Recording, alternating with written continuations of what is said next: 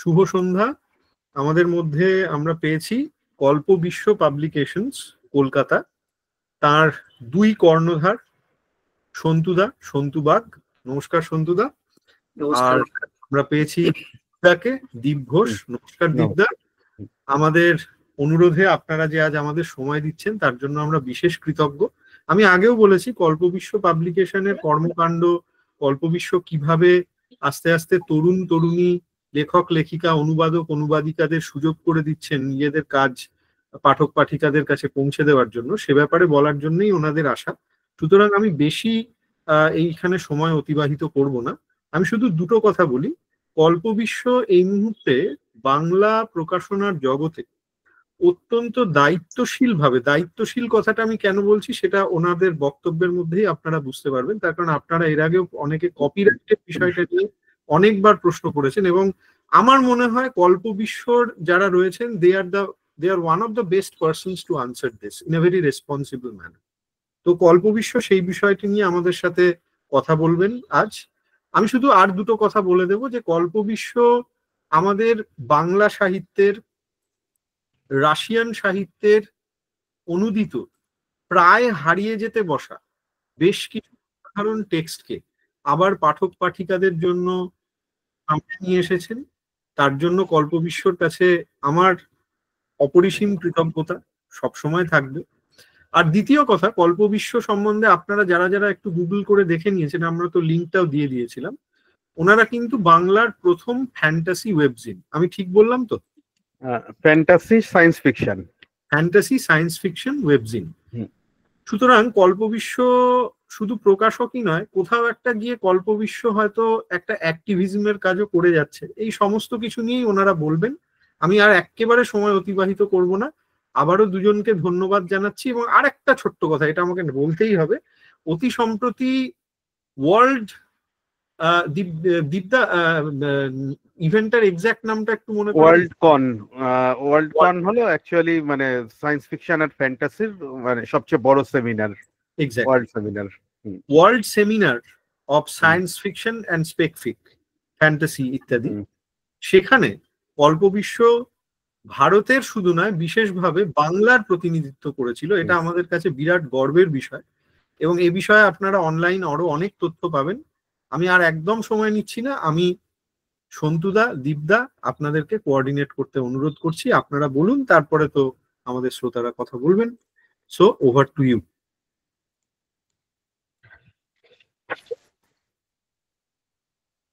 সন্তু, তুই যদি ওই প্রেজেন্টেশনটা একটু শেয়ার করছি।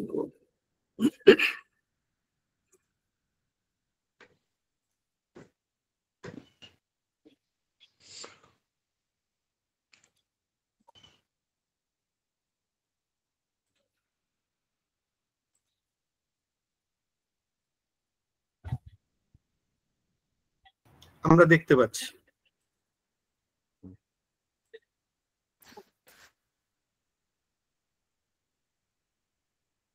তো মূলত আমরা আজকে বাংলা কল্পবিজ্ঞান নিয়ে বলারই সুযোগ পেয়েছি এখানে। মানে অনুবাদ কল্পবিজ্ঞান, কল্পবিশ্ব মূলত কল্পবিজ্ঞান, ফ্যান্টাসি, হরর এই তিনটে জেনারি নিয়ে কাজ করে। তো আমার কথা শোনা যাচ্ছে তো? হ্যাঁ, শোনা যাচ্ছে, একদম শোনা যাচ্ছে। হ্যাঁ, তো আমরা চেষ্টা করব আমরা মূলত কল্পবিজ্ঞানে আমরা কিরকম টাইপের কাজ করেছি ইতিমধ্যে, এবং কল্পবিজ্ঞানের বাইরেও কিরকম কাজ করছি এখন, সেইগুলো নিয়ে একটা জাস্ট ব্রিফ ওভারভিউ দেওয়ার চেষ্টা করব। তারপরে শ্রোতা বন্ধুরা যেরকম প্রশ্ন করবেন উত্তর দেওয়ার যথাসাধ্য চেষ্টা করবো আমরা। তো প্রথমে বলি কল্পবিশ্ব কি। কল্পবিশ্ব একটা মূলত ওয়েব ম্যাগাজিন দিয়ে শুরু হয়েছিল 2016 সালে। তারপর পাঠকদেরই মূলত চাপে আমরা বই প্রকাশ করতে শুরু করি 2018 থেকে। তো গত 6 বছরে প্রায় 150টা মতো বই বেরিয়েছে। তো কল্পবিশ্ব আমরা বলতে পারি যে যে 4টি বা 5টা সায়েন্স ফিকশন ম্যাগাজিন যারা মূলত কল্পবিজ্ঞান নিয়েই কাজ করেছেন, তাদের মধ্যে কল্পবিশ্ব একজন। তো এটা মূলত শুরু হয়েছিল অদৃশ বর্ধনের হাত ধরে আশ্চর্য পত্রিকায়। তারপর 1963 সালে। হ্যাঁ, 1963-তে। তারপর বছর 10 পরে ওটা বন্ধ হয়ে যাওয়ার পরে বিস্ময় সায়েন্স ফিকশন চালু হয়েছিল 1971-এ। সেটা রনেন ঘোষ এবং আরো 2-3 জন মিলে করেছিলেন। তারপরে ওটাও 2-3 বছর চলেছিল। তারপরে আবার অদৃশ বাবু করেছিলেন ফ্যান্টাস্টিক 1975-এ। সেটাও চলেছে ধরুন প্রায় 2004-এ লাস্ট ইস্যু বেরিয়েছিল, বাট শেষের দিকটা খুবই অনিয়মিত হয়ে গিয়েছিল। 1990-91 অব্দি নিয়মিত বেরিয়েছিল ওই পত্রিকাটা। মিন টাইম কিশোর জ্ঞান বিজ্ঞান বেরোতে শুরু করেছিল সম্ভবত 1980 থেকে। সেটা এখনো চলছে, বাট মোটামুটি বলা যায় যে 2000 সাল অব্দি খুব সুন্দরভাবে বেরিয়েছিল। তো 2000 সালের পর থেকে একটা কল্পবিজ্ঞান, মানে বাংলা কল্পবিজ্ঞানের একটা বড়সড় গ্যাপ তৈরি হয়ে গেছিল। যে পত্রিকা, কল্পবিজ্ঞান পত্রিকা ছিল না, কিংবা মানে মেন স্ট্রিম যারা লিখছেন তারা সেইভাবে কল্পবিজ্ঞান লিখছেন না। তো সেই সব জায়গা থেকেই কল্পবিশ্ব অ্যাকচুয়ালি পথ চলা শুরু হয়েছিল 2016 সালে। তো আমরা মূলত বিভিন্ন কল্পবিজ্ঞান পাঠক বলা যায়, মেনলি ফ্যান, তো আমরা চালু করেছিলাম। এবং যেহেতু একদমই বলা যায় যে বিভিন্ন বিভিন্ন যারা উদ্যোক্তা তারা বিভিন্ন জায়গায় ছড়িয়ে ছিটিয়ে ছিল, এবং আমাদের মূল উদ্দেশ্য ছিল যে কল্পবিজ্ঞানটাকে আবার পাঠকদের কাছে ফিরিয়ে নিয়ে আসা, যে কল্পবিজ্ঞানের যে গোল্ডেন এজ বলা হয়। তো সেই হিসেবে আমরা ওটাকে ওয়েব ম্যাগাজিন হিসেবে চালু করেছিলাম।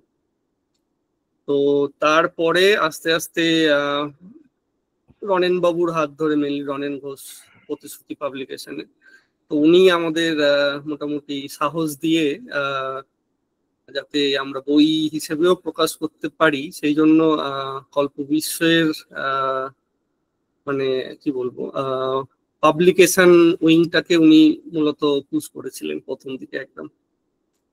তো আমরা তারপর থেকে নিয়মিত বই বের করছি কল্পবিজ্ঞান এবং অন্যান্য টাইপের। তো কল্পবিজ্ঞানের দুটো ইমপ্রিন্ট রয়েছে, একটা মন্তাজ, এটা মূলত কল্পবিজ্ঞান, ফ্যান্টাসি, হরর বাদ দিয়ে অন্যান্য বিভিন্ন টাইপের বই এই ব্যানারে বেরোয়।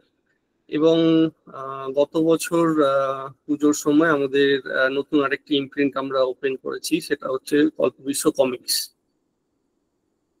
এবং একদম প্রথম থেকেই বলা যায় 2018 থেকেই আমরা দুটি প্রকাশনার সাথে যৌথভাবে বই বের করছি। তাদের নাম হচ্ছে, একটা হচ্ছে ফ্যান্টাস্টিক, যেটা মূলত 1980-র দিকে বের করেছিলেন, স্থাপন করেছিলেন অদৃশ বর্ধন, এবং 1998-এর দিকে প্রতিশ্রুতি রনেন ঘোষের। এই দুটো প্রকাশনা থেকেই প্রচুর সায়েন্স ফিকশন ফ্যান্টাসি বই একসময় বেরিয়েছিল। তো বইগুলো আমরা দেখেছিলাম যে আর বাজারে পাওয়া যাচ্ছে না, বা কিন্তু পাঠকের কাছে প্রচুর চাহিদা রয়েছে। তো আমরা ওই দুজনকার সাথেই আর কি চুক্তিবদ্ধ হয়ে এবং পারমিশন নিয়ে তাদের সাথে তাদের ব্যানারে কাজগুলো করছি, মেনলি কল্পবিশ্ব এবং ফ্যান্টাস্টিক এবং এর মধ্যে একটু অ্যাড করছি যে অদৃশ বর্ধন এবং রনেন ঘোষ দুজনেই মারা গেছেন 2019-20 সাল নাগাদ। সুতরাং মানে ওনাদের পাবলিকেশন গুলো চালানোর মতো আর কেউ ছিলেন না ওনাদের বাড়িতেও। সুতরাং মানে আমরা বইগুলোকে হারিয়ে যেতে দিইনি, আমরা চেষ্টা করেছি যতটা পারা যায় বইগুলোকে আবার নতুন ভাবে প্রকাশ করার।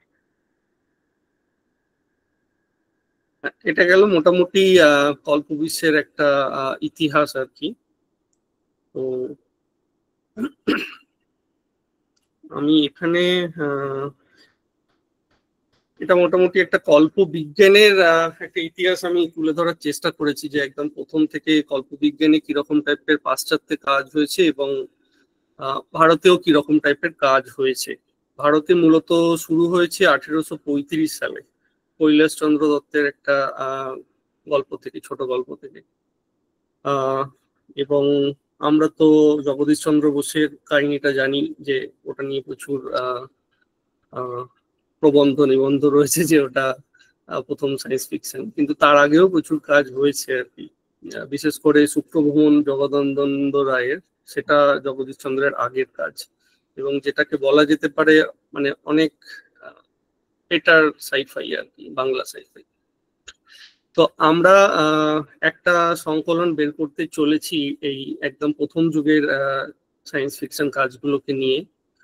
তো তার মধ্যে আপনার এই প্রথম দুটো গল্প আর কি আমরা বাংলা থেকে সরি ইংরেজি থেকে বাংলায় অনুবাদ করছি, এবং তার সাথে একদম প্রথম যুগের যত সায়েন্স ফিকশন রয়েছে সবগুলোই একটা বইয়ের আকারে প্রকাশ করার চেষ্টা করছি।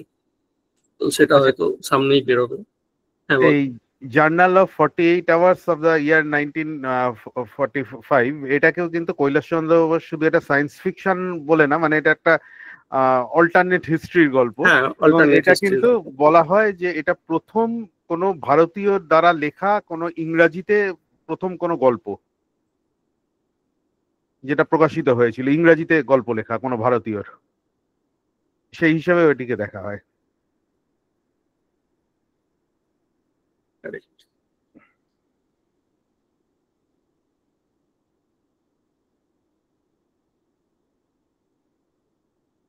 আমরা যদি একদম প্রথম যুগের কল্পবিজ্ঞান, বাংলা কল্পবিজ্ঞান অনুবাদ বইয়ের কথা ভাবি, সেক্ষেত্রে প্রথম দেখা যায় মানে যা তথ্য পেয়েছি, প্রথম দেখতে পেয়েছি আমরা 1913 সালে বেরিয়েছে রাজেন্দ্রলাল আচার্যের অনুবাদে, জুল ভার্ন অনুবাদ করেছিলেন, বেশ 3-4টি বই অনুবাদ করেছিলেন।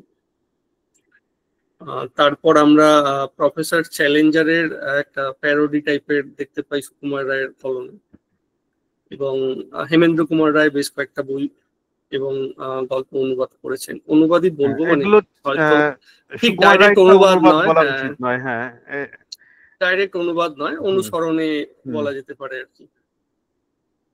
তো তারপরে কুলদারঞ্জন রায়ের বেশ কয়েকটা বই রয়েছে, তার মধ্যে আশ্চর্যদ্বীপ এবং অজ্ঞাত জগৎ, এই দুটিতে বলা যায় একদম প্রথম যুগের।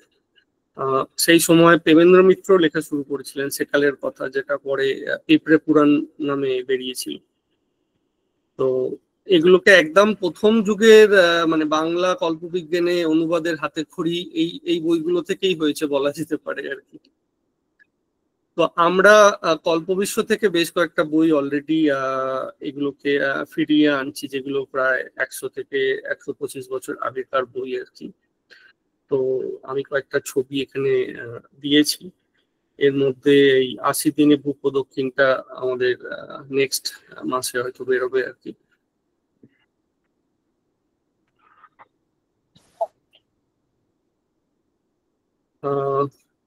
এরপরে মোটামুটি ভাবে বলা যায় যে আশ্চর্য পত্রিকা প্রচুর ভাবে অনুবাদ করেছেন একসময়, মানে অদৃশ বর্ধন এবং তার যারা সহকর্মী ছিলেন, আশ্চর্য পত্রিকায় যারা সহলেখক ছিলেন, তারা প্রচুর অনুবাদ করেছেন সেই সময়। আমি জাস্ট কয়েকটার নাম এখানে দিয়েছি।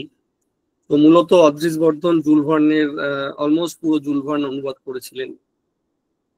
তারপর গুরনেক সিং, রে ব্র্যাডবেরি থেকে শুরু করে ক্লার্ক, এই সবই অনুবাদ কিন্তু সেই সময় আশ্চর্য পত্রিকায় বেরিয়েছিল আর কি। মানে আশ্চর্য পত্রিকা যদি আমরা দেখি আস্তে আস্তে দেখবো যে মানে বাংলার প্রথম সাইফাই পত্রিকা, কিন্তু কি লেভেলে অদৃশবাবু ওটাকে তুলে নিয়ে গিয়েছিলেন। এত ডিফারেন্ট টাইপের অনুবাদ থেকে শুরু করে, মৌলিক গল্প থেকে শুরু করে, কমিক্স থেকে শুরু করে সমস্ত কিছু আর কি। আমি জাস্ট একটু টাচ করলাম আশ্চর্য পত্রিকা নিয়ে। সেম জিনিস অদৃশবাবু করেছিলেন। তারপরে উনি যখন ফ্যান্টাস্টিক বের করেছেন, সেখানেও প্রচুর আপনার অনুবাদ বেরোতো। তার মধ্যে ক্লার্ক আছে, ডয়েল আছে, অ্যাসিমভ আছে। তো আমরা কল্পবিশ্বের পক্ষ থেকে চেষ্টা করছি এই পত্রিকাগুলো যাতে আবার পাঠকের সামনে ফিরিয়ে আনা যায় আর কি। তো অলরেডি আমাদের সম্ভবত দুটো পত্রিকা বেরিয়েছে, হ্যাঁ একটা আশ্চর্য আর একটা ফ্যান্টাস্টিক বেরিয়েছে, আরো বেশ কিছু কাজ চলছে। তো এগুলো অ্যাজ ইট ইজ যেরকম বেরিয়েছিল সেই সময় আমরা চেষ্টা করছি সেইভাবেই এগুলোকে বের করার। কল্পবিশ্ব বেশ কিছু সোভিয়েত অনুবাদ বের করছে, যেটা একটু আগে দেবাদিত্য বলছিলেন। তো আমরা চেষ্টা করেছি প্রথমে, যাতে আমাদের যেহেতু কল্পবিজ্ঞানী মূলত ধ্যান জ্ঞান বলা যায়, তো আমরা চেষ্টা করেছি প্রথমে কল্পবিজ্ঞান গল্পগুলোকে ফিরিয়ে আনতে। তো রাশিয়ান বেশ কিছু কল্পবিজ্ঞান গল্প আমরা অলরেডি ফিরিয়ে এনেছি কল্পবিশ্ব থেকে। তার মধ্যে আপনার উভচর মানুষ, ননি ভৌমিকে বা গ্রহান্তরের আগন্তুক, অরুণ সোমের অনুপাতে জ্ঞানীনের মারণরশ্মি, এগুলো অলরেডি ফিরিয়ে এনেছি আমরা। তো এই সময় আপনার সোভিয়েত ইউনিয়নে প্রচুর বই এক সময় বেরিয়েছিল আর কি। তো আমরা চেষ্টা করছি আরো কিছু বই যাতে ফিরিয়ে আনা যায়।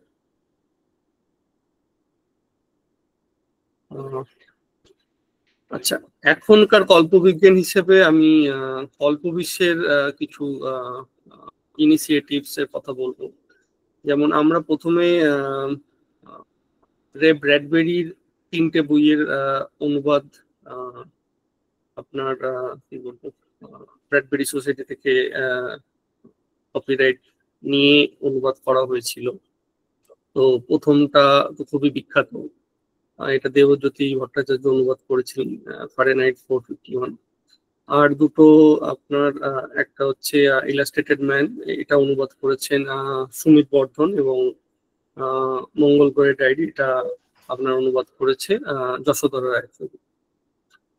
তো এই 3টে আমাদের একদম প্রথম আমরা বলতে পারি যে আমরা কপিরাইট নিয়ে অনুবাদ যে শুরু করেছি তার প্রথম দিকের একদম এটা, এই 3টে বই।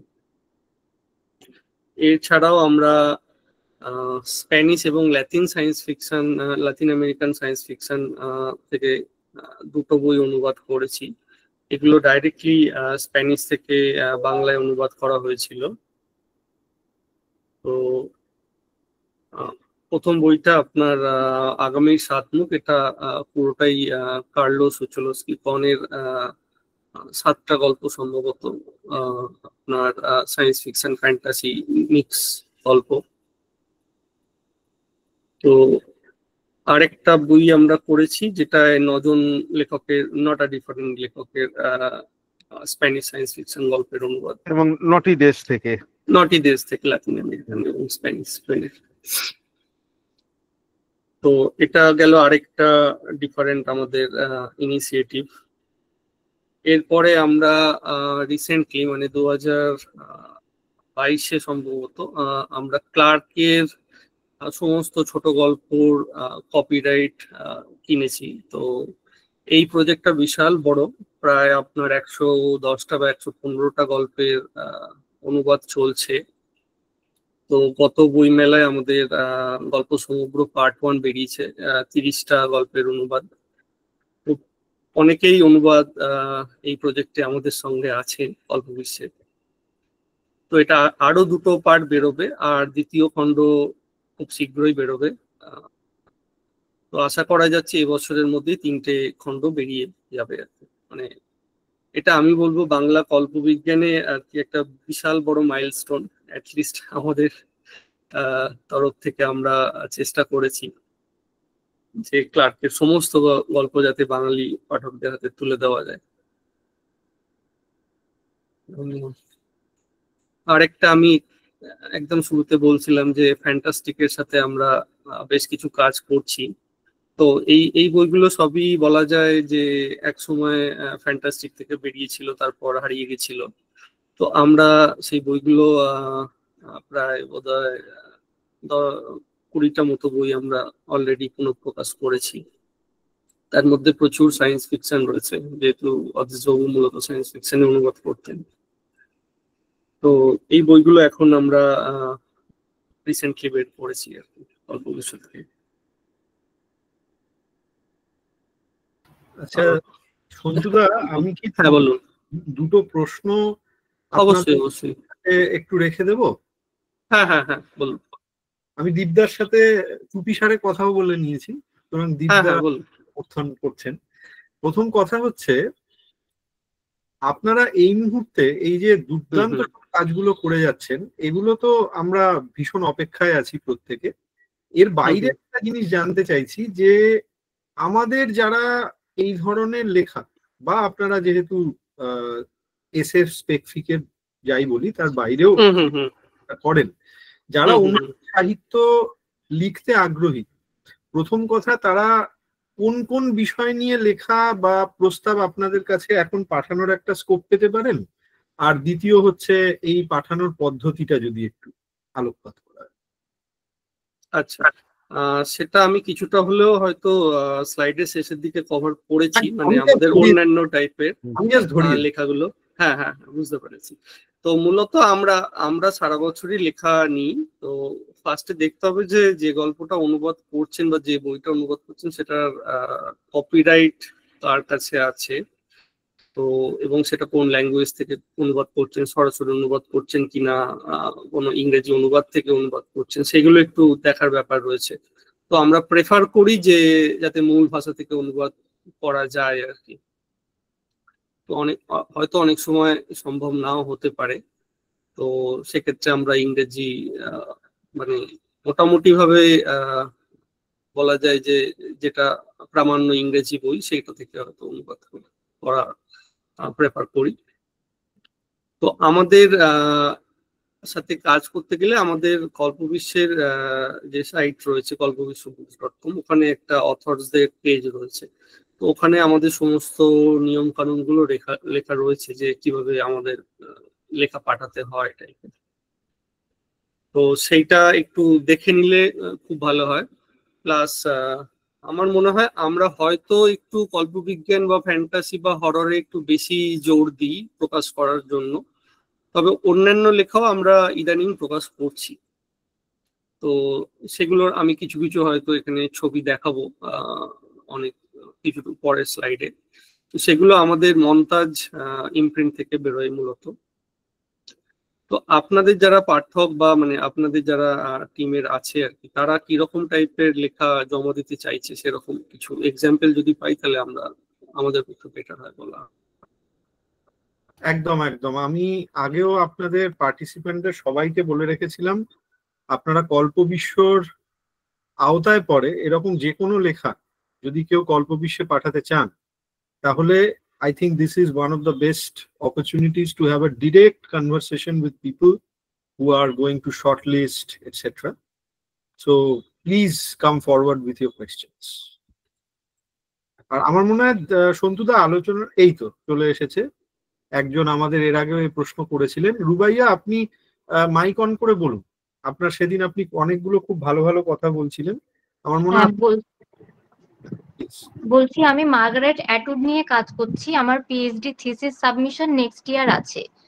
তো আমি মার্গারেট অ্যাটউডের লেখাগুলো বাংলাতে অনুবাদ করতে চাই, মানে পরের বছরের শেষের দিক থেকে শুরু করতে চাই। এর প্রসেসিংটা কিভাবে করব, আর মার্গারেট অ্যাটউডের এখন কি কোনো বাংলা অনুবাদ আছে যেগুলো আমি ফলো করতে পারি? আমার জানা মতে মার্গারেট অ্যাটউডের কোনো বাংলা অনুবাদ হয়নি, কারণ স্পেকুলেটিভ ফিকশনের ব্যাপারে অনুবাদ করার ক্ষেত্রে আমি বাংলায় দেখিনি কারোর খুব একটা ইন্টারেস্ট আছে বলে, কল্পবিশ্ব ছাড়া। তো এবং কল্পবিশ্ব এখনো পর্যন্ত মার্গারেট অ্যাটউডের কিছু অনুবাদ করেনি। কিছু গল্প অনুবাদ আমাদের ম্যাগাজিনে হয়েছিল, হ্যাঁ, কিন্তু সেগুলো খুবই ছোট গল্প এবং সেগুলি অ্যাটউড নিজেই অনুমতি দিয়েছিলেন করার জন্য। তো আমি বলবো যে অনুবাদ করা শুরু করার আগে সবচেয়ে আগে আপনি অ্যাটউডের সঙ্গে কন্ট্যাক্ট করার চেষ্টা করুন। আমি লাস্ট যখন টুইটারে উনি ছিলেন, এখন আছেন কিনা আমি জানি না, টুইটার এখন অনেকটাই অন্যরকম হয়ে গেছে। তো অ্যাটউডের নিশ্চয়ই ইমেল আইডি আপনি পাবেন, না পেলে আমরাও একবার খুঁজে দেখতে পারি। তো ওনার সঙ্গে যোগাযোগ করে সবচেয়ে ভালো হয় যে ডিরেক্টলি ওনার সঙ্গে যোগাযোগ করতে পারলে, কারণ এটা যদি কোনো পাবলিশার বা কোনো এজেন্টের থ্রু দিয়ে যেতে হয় তাহলে অবভিয়াসলি তারা একটা বড় অ্যামাউন্ট অফ টাকা চাইবে যে কোনো কাজ অনুবাদ করতে গেলে। কিন্তু অনেক সময় লেখকরা ডিরেক্টলি যদি কন্ট্যাক্ট করা যায়, তারা অনেক সময় আমাদের মতো যেরকম বাংলায় ছোট পাবলিশাররা কাজ করছি তাদেরকে অনেক সময় ওনারা একেবারে মানে ফ্রিতেই হয়তো কিছু কাজ দিয়ে দেন। তো এটা সবচেয়ে ভালো হবে আপনি আগে অ্যাটউডের সঙ্গে যোগাযোগ করুন, করে ওনাকে বলুন যে আপনি ওনাকে নিয়ে রিসার্চ করছেন, আপনার কাজ নিয়ে ওনার সঙ্গে কথা বলুন। ওরা সাধারণত সময় দেন ওনারা। হয়তো সঙ্গে সঙ্গে রিপ্লাই পাবেন না, কিন্তু ওভার দ্য টাইম আপনি রিপ্লাই পাবেন। এবং হ্যাঁ, তো মেল আইডি আপনাকে একটু ওটা নেটে খুঁজতে হবে, মানে আমিও খুঁজে দেখতে পারি পরে, কিন্তু সাধারণত ওটা মেল আইডি নেটে অনেক সময় পাওয়া যায়, ওনাদের নিজস্ব সাইটে ওনারা অনেক সময় দেন। তো সেই ক্ষেত্রে যদি পাওয়া যায় তাহলে আগে ওনার কাছ থেকে পারমিশন নিতে হবে। মানে আপনি ধরুন কোনো একটা উপন্যাস অনুবাদ করতে চান বা ওনার কিছু যদি নন ফিকশন অনুবাদ করতে চান। আমি ম্যাড অ্যাডাম ট্রিলজিটা মেইনলি অনুবাদ করতে চাই, আর হ্যান্ডমেডস টেলের যে সিকুয়েলটা আছে, হ্যান্ডমেডস টেল আর হ্যান্ডমেডস টেলের সিকুয়েল। হ্যাঁ, তো সেটা তো সবচেয়ে খুবই বিখ্যাত, তবে প্রবাবলি হ্যান্ডমেডস টেল যেহেতু এতটাই বিখ্যাত, আমার ধারণা যে এটা কোনো পাবলিশারের সঙ্গে ওনার নিশ্চয়ই কোনো চুক্তি থাকবে, এবং মানে সেই ক্ষেত্রে ওই অন্য ল্যাঙ্গুয়েজে করতে গেলে তখন পাবলিশারের কাছ থেকে অনুমতিটা নিতে হয়, মানে যে পাবলিশার ডিরেক্টলি ওনার লেখাটা ছাপছে। তো যাই হোক, মানে ফার্স্ট আপনি ওনার সঙ্গে আগে কথা বলুন। কথা বলার পর উনি যদি বলেন যে এই লেখার পারমিশনটা অন্য কোনো পাবলিশারের সঙ্গে আছে, তখন আমরা হয় আপনিও পাবলিশারের সঙ্গে কথা বলতে পারেন, বা পরে মানে যারা প্রকাশ করবে, যদি কল্পবিশ্ব প্রকাশ করে সেরকম সিচুয়েশন হয়, তখন আমরা পাবলিশারের সঙ্গে কথা বলবো, বলে তার কাছ থেকে রাইটসটা আমরা অ্যাকোয়ার করব।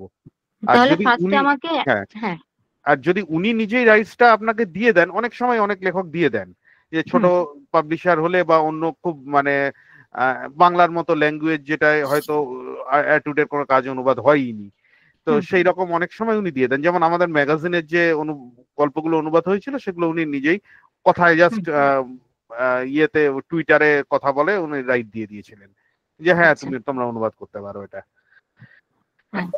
তো সেটা আপনি আগে দেখুন। ফার্স্ট স্টেপ ওনাকে কন্টাক্ট করতে হবে, তারপর আমি কি আপনাদের থেকে মানে আপনাদের সাথে কাজ করতে পারি এটা নিয়ে? হ্যাঁ, নিশ্চয়ই নিশ্চয়ই নিশ্চয়ই করতে পারেন। আমরা করতে পারলে আমরা খুব খুশি হব, কিন্তু মানে ফার্স্ট মানে প্রথম স্টেপটা হলো যে আপনাকে আগে ওনার কাছ থেকে অনুমতিটা কিভাবে নেওয়া যায় সেটা আপনাকে জানতে হবে।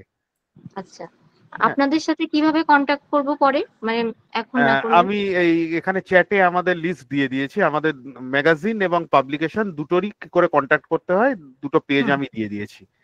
ঠিক আছে, এই চ্যাটটা দেখলে আপনি জানতে পারবেন। আমি একটু জুড়ে দিচ্ছি, মার্গারেট অ্যাটউডকে কন্ট্যাক্ট করার সম্বন্ধে অনলাইনে পাবলিক ডোমেনে যা যা তথ্য আছে আমি দিয়ে দিয়েছি। হ্যাঁ, খবরই আপনিও একই সেই জায়গাটাই দিয়েছেন, ধন্যবাদ। এই এখানে আরো অনেকগুলি ইমেল আইডি দেওয়া আছে এবং কিছু কথাও লেখা আছে যে ওনার কাছে এত ইমেল আসতে থাকে, সেই কারণে একটু সময় টময় লাগে। আচ্ছা, জ্যোতির্ময় একটা প্রশ্ন করেছেন, আমি একটু দীপদা প্রশ্নটা পড়ে দিই। হ্যাঁ, টুইটারে পারমিশন দিলে ডকুমেন্টেড পারমিশন হিসেবে কোনটা অ্যাকসেপ্টেড হবে? সাধারণত একটা ছোট গল্পের ক্ষেত্রে উনি যদি নিজের অ্যাকাউন্ট থেকেই বলে দেন তাহলে মানে দ্যাট ইজ ফাইন। কেউ কারণ কপিরাইট নিয়ে প্রবলেম ক্রিয়েট করলে উনি ক্রিয়েট করবেন, সুতরাং উনি যদি নিজের টুইটার অ্যাকাউন্ট থেকে বলেন, সেই টুইটার অ্যাকাউন্টের একটা স্ক্রিনশট রেখে দিলে দ্যাট ইজ এনাফ একটা ছোট গল্পের ক্ষেত্রে। কিন্তু অবভিয়াসলি একটা মানে সিরিজ বা একটা উপন্যাসের ক্ষেত্রে তখন ওরকম ভাবে ব্যাপারটা হয় না, তখন অ্যাটলিস্ট কিছু একটা রিটেন মেল বা রিটেন এগ্রিমেন্ট দরকার হয়। যদিও বা উনি এমনি দিয়ে দেন, তাহলেও ওনার একটা মেল দরকার যে উনি বলছেন যে হ্যাঁ ঠিক আছে তুমি এটা অনুবাদ করতে পারো বাংলায়, এই এত বছরের জন্য তোমাকে আমি এটা দিলাম, বা এতগুলো ইয়ের জন্য এডিশনের জন্য তোমাকে আমি এটা বাংলায় অনুবাদ করতে দিলাম। তো সেটা কিন্তু একটা মেল দরকার হবেই, মানে সেটা টুইটারে সাধারণত হয় না। টুইটারে আপনি কন্ট্যাক্ট করতে পারেন ওনার সঙ্গে, কিন্তু তারপরে স্টেপটা টুইটারে হবে না। একদমই একদমই। Joanna, please go ahead with your query. We have with us Joanna. She is one of our participants. Please go ahead, Joanna. Yeah. Namaskar, sir. I have a question concerning the review process. That is always a question on my mind, because if we submit research paper, it goes through some kind of a review, double review. I was wondering about translation. This is piece of art. Right. So is there any review possible? And if there is, how do publishers manage this? Because it's very difficult to find objective criteria, in my opinion. Yes. Actually, that's why sometimes we have a editor. Not sometimes, most of the times we have to employ an editor. I myself do lots of editing, and I have some translation books myself. So most of the time I try to go through the original text. If it's English, I mean, I need an English text because I cannot read Chinese or some other language. So first I take an English book and I read it, and then I I read the translation text, and I try to see that whether it's not about that one-to-one mapping. It's not to map Okay. one-to-one from English to Bengali. It should make sense to a complete a new reader who hasn't read anything in English. Let's say Margaret Atwood, someone has translated The Handmaid's Tale. So when I will read the translation, I will never think what Margaret Atwood wrote in English, because the person who is going to read it in Bengali, there is a 99% chance he hasn't read it in English. So I have to make sure that that Bengali translation makes sense. Whatever it is written in that Bengali, it is a coherent, it's a good story, and it independently stands out as a Bengali story, not a translated story. Because yeah, so because lots of time I have seen a few years back, I have seen a book. I'm not going to like name the book in obvious reason. So it was a very wonderful and very famous book of science fiction, translated by someone who is a native speaker of that language. It was not English, not translated from English. It was some other language, and the translator was a native speaker of that language, and he is a native speaker. He studies Bengali in one of the university here. So I had very high hope, but when I tried to read the translation, very unfortunately, it is completely, it's not in Bengali. It doesn't make sense whatever is written in Bengali. Maybe it makes sense in that language, but not in Bengali. So maybe it was exact translation of that language, whatever it is written in that language. But when as a Bengali reader I am reading it, I do not make it doesn't make any sense. It's completely kind of gibberish kind of thing it has become. So this shouldn't be the case. The main it's an art, as we were saying, said that it's an art to someone has thought something in his language, in his time and his space.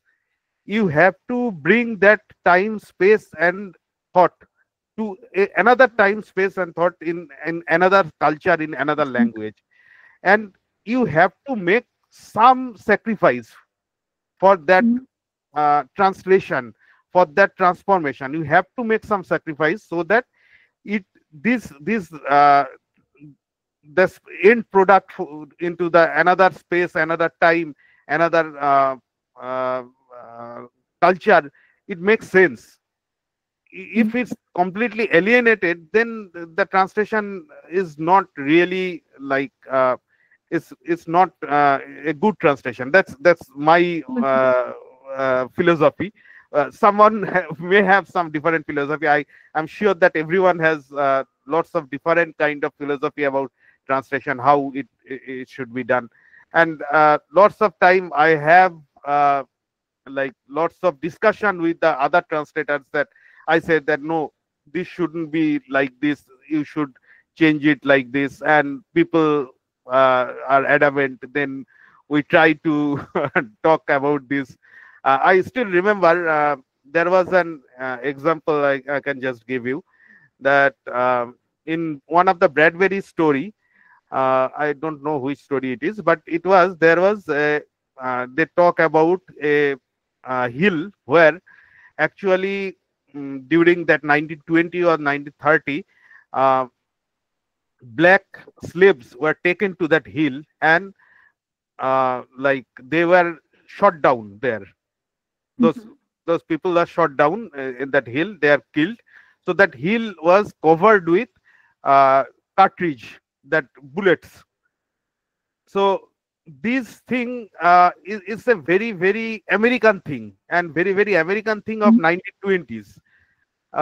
Even I tried to just quote that part and ask some people in social media and Bradbury's forum that what these things means. So nobody knows that. Nobody could answer because it is a completely different time, and that kind of thing nobody knows even that what those things means in today's America. So when I am going to bring that in for a Bengali readers, how to represent that? If I just verbatim, if I just translate it from English to Bengali, Bengali reader doesn't make any sense that why that hill is covered with bullets.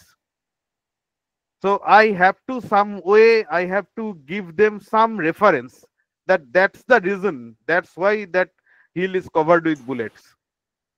So this is an example, and this kind of thing we have to deal lots of time.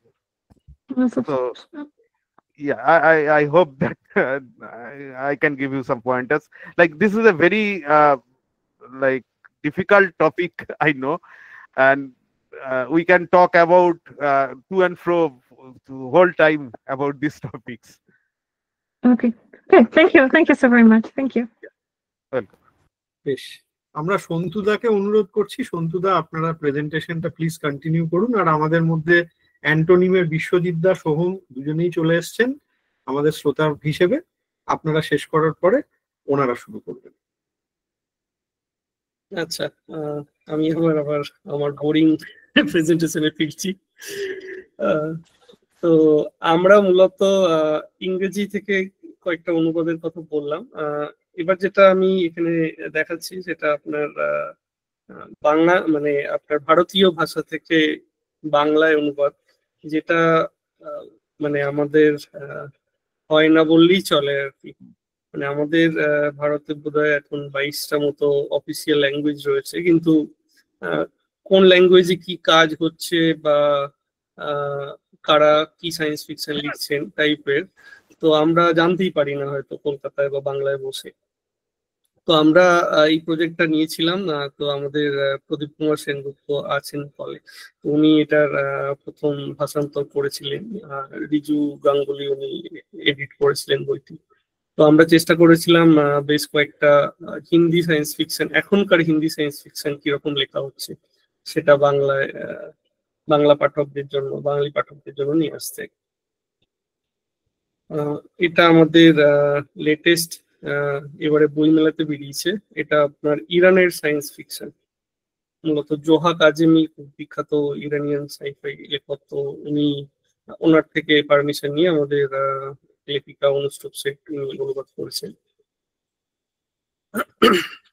আর একটু আমি just add করছি যে জোহা কাজেমির সঙ্গে world কনে গিয়ে আমাদের আলাপ হয়েছিল।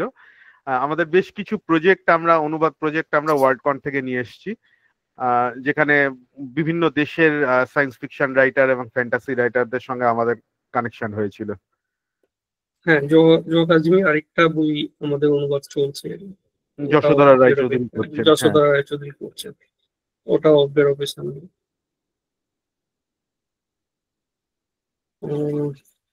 এখানে কয়েকটা সায়েন্স ফিকশন ছাড়া আমরা অন্যান্য যেরকম টাইপের বই বের করছি তার কয়েকটা এক্সাম্পল আমি দিয়েছি আর কি। তো এগুলো মূলত অবজিৎ বর্ধনের অনুবাদ, যেগুলো ফ্যান্টাস্টিক থেকে বেরিয়েছিল এক সময়, কিংবা আমরা কিছু কিছু জিনিস আমরা একদম নতুনই বের করছি, যেমন ফাদার কনস্টান্টিন। তো এগুলো সায়েন্স ফিকশন নয়, সায়েন্স ফিকশনের বাইরে আমরা কিরকম টাইপের কাজ করছি। তো মানে ডিটেকটিভ বলতে পারেন, অ্যাডভেঞ্চার বা থ্রিলার বা হরর, এই টাইপের কাজও প্রচুর করছি। তো গোয়েন্দা গল্পের প্রচুর অনুবাদ চলছে, যেমন এখানে আগাথা ক্রিস্টির কয়েকটা গল্পের অনুবাদ করেছি। তো এইগুলো অ্যাকচুয়ালি কপিরাইটের বাইরে বেরিয়ে গেছে। তো তো রিসেন্টলি আমাদের বইমেলায় বেরিয়েছে আপনার Lady Molly of Scotland Yard, baroness of ship, আর আরেকটা সাইফাই অ্যান্থনি বাউচারের গোয়েন্দা ফার্গাস ওগ্রিনের সাইফাই ফ্যান্টাসি গোয়েন্দা গল্প মিলিয়ে। তো এরকম টাইপের প্রচুর বই আমরা করছি অনুবাদ। এরপরে আমরা রিসেন্টলি চালু করেছি, মানে শুরু করেছি একটা নতুন ইমপ্রিন্ট কল্পবিশ্ব কমিক্সের। তো সম্ভবত দীপ মনে আছে এই অরিজিনাল এদের নামটা? হ্যাঁ, ফিউচার ফিকশন। ফিউচার ফিকশনের সাথে আমাদের ইটালির ফিউচার ফিকশনের সাথে আমাদের একটা কোলাবোরেশন প্রজেক্ট থেকে আমরা দুটো বই করেছি কমিক্সের। তার মধ্যে একটা হচ্ছে শতপ্রেতের মিছিলের রাত, আর একটা বুদ্ধাগ্রাম। আর রিসেন্টলি প্রথম কমিক্সটা, এটা বহু পুরনো কমিক্স, তো এটা অনুবাদ করেছেন যশোধরা রায়চৌধুরী। তো অনুবাদ কমিক্সও আমরা আস্তে আস্তে শুরু করেছি, তো আরো অনেক প্ল্যান প্রোগ্রাম চলছে করার, দেখা যাক। আরো দুটো অনুবাদ ঠিক কমিক্স না হলেও আমি মনে হয় সন্তু হয়তো অ্যাড করতে ভুলে গেছে। একটা হলো রেল পাগলের ফেরোর খাতা, দেবজ্যোতি ভট্টাচার্যের কবিতা। হ্যাঁ, ঠিক কমিক্স না হলেও ছবিতে গল্প, হিথ রবিনসনের খুব বিখ্যাত রেলওয়ে রিভালরি অনুবাদ। ঠিক অনুবাদ নয়, ওটা নতুন করেই রিক্রিয়েশন বলা যেতে পারে দেবজ্যোতি ভট্টাচার্য। ছবিগুলো হিথ রবিনসনের আর কবিতাগুলো সব দেবজ্যোতি ভট্টাচার্যের। হ্যাঁ, আর একটা হলো আমাদের আনাড়ির কাণ্ড কারখানা। কারেক্ট, আনাড়ির কাণ্ড কারখানাটাও কমিক্সের মধ্যেই পড়ে। অনেকেই হয়তো আমরা রাশিয়ান আনাড়ির কাণ্ড কারখানা ছোটবেলায় পড়েছি, সেগুলোকেই আমরা আবার ফেরত আনছি অরুণ সোমের অনুবাদে।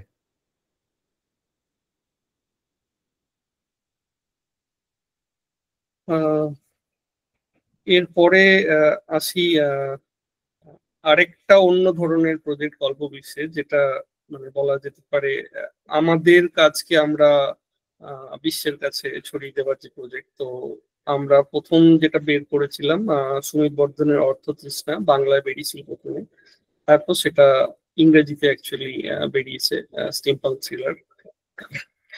তো এইরকম প্রজেক্টও আমরা কিছু করছি আপাতত, যেগুলোতে আমাদের বাঙালি মানে বাংলার গল্প বিজ্ঞানকে যাতে বাইরেও পৌঁছে দেওয়া যায় মূলত।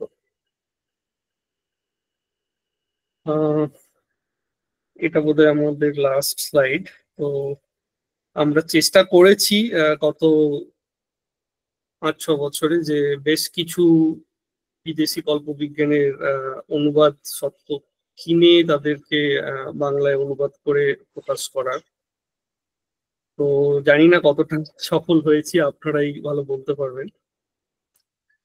তো এবারে আমি দেবাদিত্য বলবো আপনাদের আরো যদি কোনো কোশ্চেন থাকে। আদারওয়াইজ এটা আমার লাস্ট স্লাইড। কল্পবিশ্বে যত বিভিন্ন টাইপের প্রজেক্ট চলছে আমি কিছুটা হলেও মানে কভার করার চেষ্টা করেছি, এর বাইরে আরো প্রচুর কাজ চলছে। তো এত কম সময়ে এত কিছু বলাও খুব মুশকিল। তো অবশ্যই আমি একটা ওভারভিউ দেওয়ার চেষ্টা করেছি। অনেক অনেক ধন্যবাদ, এবং এটা আমরা রেকর্ড করতে পারলাম, এটা থেকে গেল, এটা আরো ফিউচার লিসনার্সদের কাজে লাগবে, তখন এটা আমরা সরাসরি ইউটিউবে দেবো আর কি। আচ্ছা, আমি আর দুটো ছোট কথা বলে দিই। পাবলিকেশন ছাড়াও আমরা খুব রিসেন্টলি আমরা একটা অ্যাসোসিয়েশন তৈরি করেছি, স্পেকুলেটিভ ফিকশনের অ্যাসোসিয়েশন, ইন্ডিয়ান স্পেকুলেটিভ ফিকশনের। তো সেই অ্যাসোসিয়েশনটা থ্রু দিয়ে আমরা মানে স্পেকুলেটিভ ফিকশনের ওপর বাংলায় অন্তত আমরা স্টার্ট করেছি বেশ কিছু গবেষণামূলক কাজ, যেটার মধ্যে একটা সবচেয়ে বড় কাজ হলো আমরা একটা ডেটাবেস তৈরি করা শুরু করেছি, অনলাইন ডেটাবেস স্পেকুলেটিভ ফিকশনের বাংলায়। এবং তার সঙ্গে হয়তো এই বছরের শেষের দিকে আমরা একটা এই কলকাতাতে একটা বড় একটা মানে 3 দিনের একটা ইয়ে তৈরি মানে কনফারেন্স করার চেষ্টা করছি। ঠিক কনফারেন্স না, কনভেনশন, যেখানে একাডেমিক কাজও যেমন থাকবে, তার সঙ্গে নন একাডেমিক মানুষরাও এসে সায়েন্স ফিকশন নিয়ে আলোচনা করতে পারবেন বা আলোচনা দেখতে পারবেন বা শুনতে পারবেন, যেটা একটা কনভেনশনের মতো, শুধু মানে কনফারেন্স নয়। এরকম কাজ আমরা এর আগে যাদবপুর ইউনিভার্সিটির সঙ্গে 2018 সালে 3 দিনের জন্য একটি করেছিলাম। তো এবার আমাদের প্ল্যান আছে নভেম্বরে আবার একটি এরকম করার কথা চলছে। এবং এছাড়াও আরো বেশ কিছু প্রজেক্ট চলছে, যেমন আমরা একটা আর্কাইভিং তৈরি করার চেষ্টা করছি, যেখানে সায়েন্স ফিকশন রিলেটেড বিভিন্ন রকম পুরনো বইপত্র থেকে শুরু করে পাণ্ডুলিপি বা লেখকদের বিভিন্ন জিনিসপত্র থাকবে, যে মানে বিদেশে যেরকম ভাবে আর্কাইভিং করা হয় আমরা সেটাও করার চেষ্টা করছি। তো এই রকম বেশ কিছু প্রজেক্ট আমাদের বিদেশি সায়েন্স ফিকশন অ্যাসোসিয়েশন গুলোর সঙ্গে আমাদের প্রজেক্ট চলছে। এরকম অনেকগুলো কাজই আমাদের একসাথে চলছে, মানে শুধু পাবলিকেশন বাদ দিয়েও, যেটা দেবাদিত্য বাবু বলছিলেন যে একটি কাইন্ড অফ আমরা একটা আন্দোলনের মতো আমরা দেখার চেষ্টা করি কল্প বিশ্বকে সব সময়, মানে শুধু পাবলিকেশন নয়। আর আমাদের আর একটা একটু কথা জাস্ট বলে দিই, আমাদের পাবলিকেশন এর সঙ্গে যে ম্যাগাজিনটি আছে, ম্যাগাজিনটি পুজো সংখ্যায় একটি খুব বড় সংখ্যা প্রকাশিত হয়, যেটা আমরা দ্বিভাষিক করি, ইংলিশেও থাকে বাংলাতেও থাকে লেখা, এবং ফিকশন নন ফিকশন দু ধরনের লেখাই থাকে। আগের বছর থেকে বা তারও আগের বছর থেকে আমরা যথেষ্ট একাডেমিক লেখাও পাচ্ছি এবং সেগুলো উচ্চ প্রশংসিত হচ্ছে। তো সুতরাং আপনারা কেউ যদি স্পেকুলেটিভ ফিকশনের ওপর লেখা দিতে চান, তাহলে এখানে আমি লিঙ্কটা দিয়ে দিয়েছি আমাদের ম্যাগাজিনের সাবস্ক্রিপশনের জন্য। এখানে লিঙ্কটায় আপনারা আমাদের সাবমিট করতে পারেন লেখা, মানে গল্প হতে পারে, সেটা ফিকশন হতে পারে, নন ফিকশন হতে পারে, কিন্তু স্পেকুলেটিভ এর উপর, মানে ফ্যান্টাসি, সায়েন্স ফিকশন এন্ড হররের উপর। আচ্ছা দীপদা, আমার সহকর্মী বাংলা বিভাগের ডক্টর মোহাম্মদ সাদিকুল ইসলাম, হ্যাঁ দাদা মাঝে মধ্যে এসব বিষয় নিয়েও লেখেন আমি জানি, তো আচ্ছা তিনি আচ্ছা, কিছু বাহ, বলতে চান। সাদিকুল দা প্লিজ।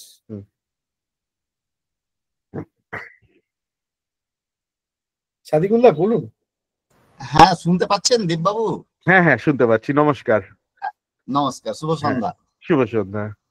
আচ্ছা, আমি একটু এই যে পরে যেটা বললেন যে ম্যাগাজিন বের করছেন, মানে ওটা কি জার্নাল আকারে যে রকম বের হয় সেই রকম না, ঠিক ব্যাপারটা? জার্নাল নয়, এটা একটা এগুলোকে বলে ওয়েব ম্যাগাজিন, জাইন বলে বিদেশে। এখন মানে বহুদিনই হয়ে গেছে যে বিদেশে সমস্ত সায়েন্স ফিকশন বা ফ্যান্টাসি যে ম্যাগাজিন গুলো সেগুলো অনলাইন হয়ে গেছে। তো আমাদের এটা অনলাইন হিসেবে আমরা বার করি। এটা অ্যাকচুয়ালি 10 বছর হলো, এবছর প্রায় 10 বছর হতে চললো আমরা এটা বার করছি রেগুলারলি।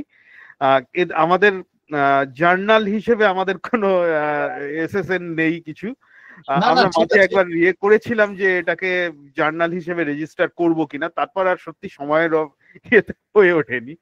তবে এসএসএন ওটার জন্য প্রিন্টেড ম্যাগাজিন দরকার হয়, অনলাইনের জন্য হয় না। না, অনলাইনে না, অনলাইনে একটা আলাদা একটা ইয়ে আছে, একটা আলাদা প্রসেস আছে একটা। হ্যাঁ, আমি এসএসএনটা হয়তো ভুল বলেছি, আলাদা প্রসেস আছে। তোর মনে থাকলে ইয়াবে প্রায় 3-4 বছর আগে আমরা ওটা নিয়ে কথা বলেছিলাম যে অ্যাপ্লাই করব, তারপর আর করে ওঠা হয়নি আর কি। তো হ্যাঁ, সুতরাং আপনি মানে কিন্তু অনেকেই আমাদের পাবলিকেশনকে সাইট করেন, তাদের রিসার্চ পেপারে সাইট করেন আমাদের পাবলিকেশনে। সুতরাং মানে জার্নাল হিসেবে হয়তো আপনি এখানে লেখা দিলে দেখাতে পারবেন না। আমি জানি যে একাডেমিক্যালি একটা ইয়ে থাকে যে জার্নালে পাবলিশ করার ব্যাপার, সেটা হয়তো হবে না।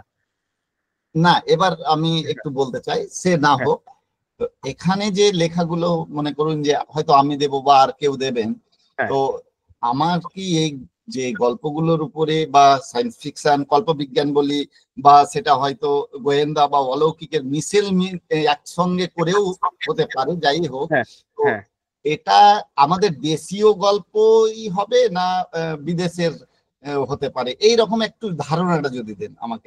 সেটা কোনো অসুবিধা নেই, মানে বিদেশি গল্প হতে পারে, কিন্তু যদি অনুবাদ গল্প হয় তাহলে কিন্তু কপিরাইটটা মাস্ট। হ্যাঁ, আচ্ছা আচ্ছা, মানে কপিরাইট ছাড়া আমরা অনুবাদ গল্প ইয়ে করি না, পাবলিশ করি না। এটা কপিরাইট ছাড়া মানে হতে পারে যে দেখুন, বিদেশি অনেক লেখকই আপনি দেখতে পাবেন যে একটা নির্দিষ্ট সময়ের পর, বোধহয় 80 বছর এখন আমেরিকায় হয়ে গেছে, যে তারপর কপিরাইট চলে যায়। হ্যাঁ, তো আপনি প্রজেক্ট গুটেনবার্গ বলে একটা সাইট আছে, ওই সাইটে যদি আপনি যান তাহলে দেখবেন প্রচুর লেখকের প্রচুর গল্প রয়েছে যেগুলো কপিরাইট নেই, যেগুলো পাবলিক ডোমেনে। আপনি যদি অনুবাদ করতে চান তাহলে সেখান থেকে আপনি যদি কোনো গল্প অনুবাদ করেন তাহলে পাবলিক ডোমেন, কোনো কপিরাইটের কোনো অসুবিধা নেই।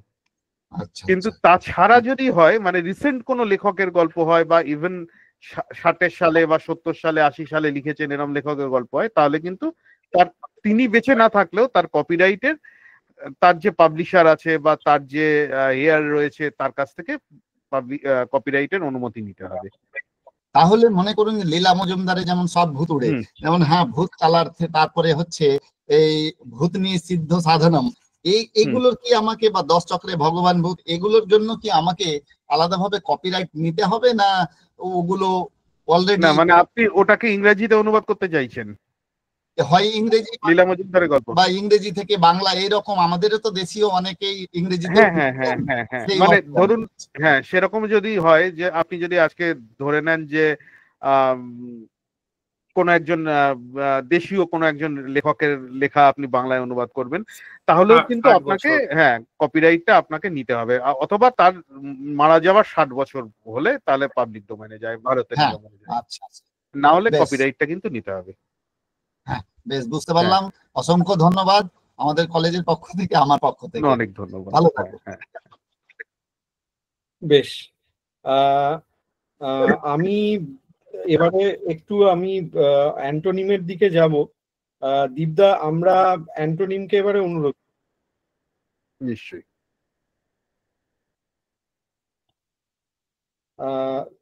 বিশ্বদীপদা কি আমাদের মধ্যে আছেন?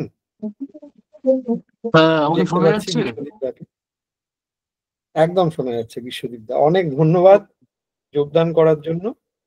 আপনি প্লিজ শুরু করুন।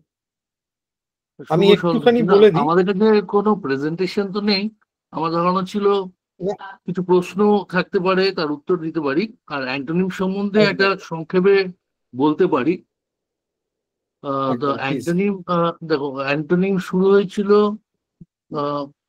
গত 5 বছর আগে, 2020 সালে আমরা শুরু করেছিলাম অ্যান্টোনিম অনলাইন ম্যাগাজিন, শুধু অনলাইন প্ল্যাটফর্ম।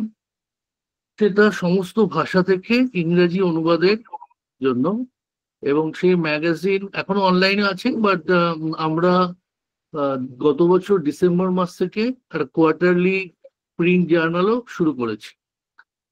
অ্যান্টোনিম ম্যাগাজিনে অন্তত 50টি ভাষা থেকে, তার বেশি আমি এক্সাক্ট নাম্বার মনে নেই, অনুবাদ প্রকাশ পেয়েছে, এবং এই অনুবাদটা ম্যাগাজিনে মেইনলি গল্প, কবিতা কিংবা প্রবন্ধের অনুবাদ। আর 2023 সাল থেকে আমাদের পাবলিকেশন অ্যান্টোনিম কালেকশন শুরু হয়েছে। প্রথমে যখন শুরু করি আমরা বিভিন্ন ভাষা থেকে ইংরেজি অনুবাদ সেটা করেছি। মূল লক্ষ্য ছিল প্রথমে বাংলা ভাষা থেকে অনুবাদ, কিন্তু আমরা অন্যান্য ভাষা থেকেও অনুবাদের বই প্রকাশ করেছি। একটা বিশেষত্ব, অ্যান্টোনিমের অনুবাদ সমস্ত মানে কভার করা হয়। তার মানে Literary fiction, poetry, science fiction, thriller, fantasy, children's books, everything we translate, so across all genre. এখনো অব্দি আমাদের 80 কি 82টি বই হয়েছে, এবং তার মধ্যে বেশিরভাগই ইংরেজিতে অনুবাদ। কিছু বাংলায় অনুবাদের কাজ শুরু হয়েছে, এবং আমরা আসামিজ, হিন্দি, তামিল অনুবাদের কাজও শুরু করেছি। কদিনের মধ্যেই সেই বইগুলো প্রকাশ পাবে। তো বলা যায় অ্যান্টোনিম ওভারঅল অনুবাদের কাজ করছে, এবং বই প্রকাশ, ম্যাগাজিন ছাড়াও অনেক ওয়ার্কশপ হয়েছে। রেসিডেন্সি আছে উলুবেড়িয়াতে, সেখানেও আমাদের সপ্তাহব্যাপী রেসিডেন্সি হয়েছে। তিনটে রেসিডেন্সি হয়েছিল, কখন গল্পের জন্য, কখন কবিতার জন্য। এছাড়া সাহিত্য, মাল্টিলিঙ্গুয়াল লিটারারি ইভেন্টস আমরা করে থাকি। এই পর্যন্ত বলা যেতে পারে। এটাই আমাদের সম্বন্ধে একটা হাই লেভেল একটা মানে জানিয়ে দিলাম। তো এবার যদি অনুবাদ নিয়ে কোনো প্রশ্ন থাকে স্পেসিফিক্যালি আমরা আলোচনা করতে পারি। আচ্ছা, আমাদের পার্টিসিপেন্টরা তো বলবেনই, আমি একটু বিশ্বদীপদা আপনার অনুমতি নিয়ে আপনাদের এই রেসিডেন্সির ব্যাপারটা, সেখানকার কর্মকাণ্ড নিয়ে একটু বলতে অনুরোধ করছি। তার কারণ ওই জায়গাটা আমার মনে হয় যারা উঠতি অনুবাদক, অনুবাদিকা, তাদের খুব কাজে লাগতে পারে। এবং আমাদের মধ্যে সর্বান রয়েছে, সর্বান তো আপনাদের সাথে কাজ করেই থাকে। তো আপনি বলার পরে সর্বানকেও একটু ছোট্ট করে বলবো যে এই জায়গাতে দু একটা কথা বলতে, কারণ আমার মনে হয় আপনাদের এই প্রোগ্রাম সম্বন্ধে সকলের জানা দরকার।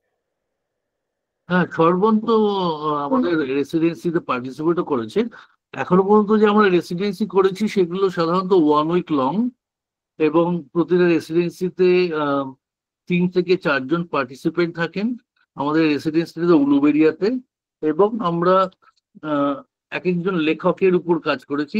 আমাদের স্বপ্নময় চক্রবর্তীর উপরে রেসিডেন্সি হয়েছে এবং অভিজিৎ সেনের উপরে রেসিডেন্সি হয়েছে। সর্বন অভিজিৎ সেনের রেসিডেন্সি জয়েন করেছিল এবং রেসিডেন্সি এবার হয় যে অলসো হ্যাভ মেন্টর। আমাদের ফিকশন রেসিডেন্সির মেন্টর ছিলেন ভি রামস্বামী, বা জানেন বাংলা সাহিত্যের থেকে অনুবাদের জন্য বিখ্যাত। তো I think it was a good exercise, আমাদের ভালোই লেগেছে, মনে হয়েছে অনুবাদকরা উপকৃত হয়েছেন। এটা যেভাবে হয় যে রেসিডেন্সির জন্য গল্পগুলো প্রথমে সিলেক্ট করে নেওয়া হয়, আমরা রেসিডেন্সির জন্য কল দিয়েছিলাম এবং যারা সেই গল্পের স্যাম্পল অনুবাদ করে পাঠিয়েছিলেন তাদের থেকে আমরা সিলেক্ট করে নিয়েছিলাম পার্টিসিপেন্টসের। এবং সপ্তাহব্যাপী এই রেসিডেন্সিতে উলুবেড়িয়া তারা ছিলেন, মেন্টর ছিলেন। এবং আমি সর্বন আরো ভালোভাবে বলতে পারবে এক্স্যাক্টলি কি এক্সপিরিয়েন্স হয়েছিল এবং কি প্রসেস হয়েছিল, but broadly that's how it was organised. একদম সর্বান একটু একটু মুখ খুলতে হবে আর কি। হ্যাঁ নিশ্চয়ই, আমি 2023-এর নভেম্বরে অ্যান্টোনিমের রেসিডেন্সিতে গিয়েছিলাম আর নানা দিক দিয়ে খুবই সুন্দর অভিজ্ঞতা হয়েছিল। জায়গাটার লোকেশনও আমরা যাকে অনেকটা প্যাস্টোরাল বলে থাকি সেরকম। আর অ্যান্টোনিমের সাথে সংযুক্ত আছে ক্যাফে কুতুম বলে একটি কি বলবো তাকে রেস্টুরেন্ট চেন, অনুরাধা দিজার কর্ণধার, এবং তিনি দেবাদিত্যদার মতোই প্যাশনেট রন্ধনশিল্পী এবং রন্ধনশিল্পের সুপারভাইজারও বলা যায়। তো রেসিডেন্সি নিয়ে কথা বলছি, লেখালেখি তো চলেই, কিন্তু খাওয়া দাওয়াও একটা জীবনযাত্রার অঙ্গ, আর সেটা অত্যন্ত ভালোভাবে সেখানে টেক কেয়ার করা হয় আর কি। আর যতদূর অব্দি কাজের কথা বলতে গেলে অবশ্যই অ্যান্টোনিম অত্যন্ত কোঅপারেটিভ এবং জেন্টল, আন্ডারস্ট্যান্ডিং গার্জেন হিসেবে বিশ্ববিদ্যা নিজেও ছিলেন সেখানে। বিষ্ণুপ্রিয়াদি ছিল, আমাদের মেন্টর যিনি ছিলেন রামাস্বামীজি, তারা প্রত্যেকেই ভীষণ কোঅপারেটিভ ছিলেন এবং ওভারঅল এক্সপিরিয়েন্সের মধ্যে নেগেটিভ কিছু ছিল না। আমি অবশ্যই বলবো যে যারাই এখানে সদস্য রয়েছেন এবং রেকর্ডিং পরে শুনবেন, যেন অনুবাদকে সিরিয়াসলি নিয়ে কাজ করতে চান কিন্তু এখনো কোথাও পাবলিশড হননি, নিশ্চয়ই তারা অ্যান্টোনিমের রেসিডেন্সির দিকে নজর দিন, চেষ্টা করুন। ধন্যবাদ। ধন্যবাদ সর্বানকে। আচ্ছা বিশ্বদীপদা, বাকিরা প্রশ্ন করবেন, আমি দুটো কুইক প্রশ্ন করে নিচ্ছি। একটা হচ্ছে আপনাদের এই রেসিডেন্সি 2025-এ কি হচ্ছে? যদি হয় তাহলে কোন সময়ে আমরা আবার আবেদন করতে পারবো? হ্যাঁ, আমাদের রেসিডেন্সি আবার শুরু হবে। আমরা হয়তো মাসখানেকের মধ্যে অ্যানাউন্স করব। এখন রেসিডেন্সি ফরম্যাটটা আমরা আর একটু চেঞ্জ করব। আগে যখন আমরা রেসিডেন্সি করেছি তখন সেই রেসিডেন্সিটা শর্ট ডিউরেশনের জন্য ছিল, 5 দিন কি 6 দিন এরকম সময়ের জন্য। এবং শুধু তো আমরা এবার যে রেসিডেন্সি শুরু করতে চলেছি, আমরা কল দেব, সেটা হয়তো লঙ্গার ডিউরেশনের জন্য হবে। যেমন আপনারা জানেন ব্যাঙ্গালোরে সঙ্গম রেসিডেন্সি 3 সপ্তাহের রেসিডেন্সি হয় এবং একটা দীর্ঘ সময়, যাতে বড় কাজ কেউ যদি করতে চায় একটা ওই সময় ধরেই কাজটা করতে পারে।